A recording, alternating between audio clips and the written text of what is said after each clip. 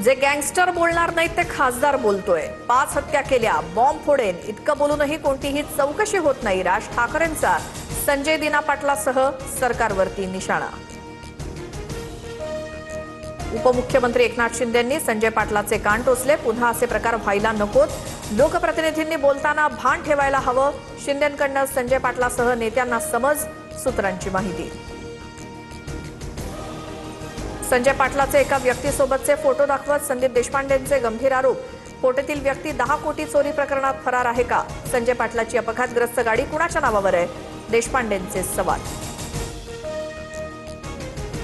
एकनाथ शिंदे एक दिवस मुख्यमंत्री फडणवीसांनाही फोडू शकतात। फडणवीसांनी ऑपरेशन टायगर पासून सावध राहावं।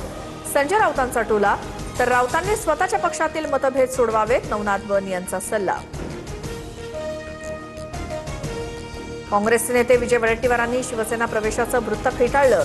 मी काँग्रेसचा निष्ठावंत कार्यकर्ता, बदनामीचं राजकारण थांबवा, वडेट्टीवारांची प्रतिक्रिया।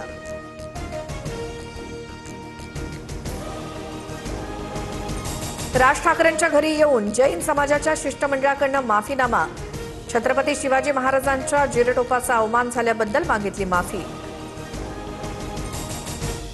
ठाकरेंच्या सेनेनं राम मंदिरासाठी दान केलेल्या 4 किलो चांदीच्या विटा गायब।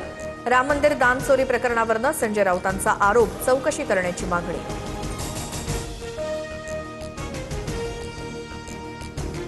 राम मंदिर दान चोरी प्रकरणात चंपतराय यांचा राजीनामा। विश्व हिंदू परिषदेच्या निर्देशांनंतर राम मंदिर ट्रस्टच्या महासचिव पदाचा राजीनामा। अनिल मिश्रा यांच्याकडूनही राजीनामा।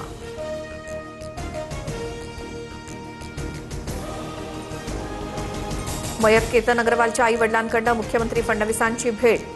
आरोपींना फाशीची शिक्षा द्या, केतनच्या वडिलांची मागणी।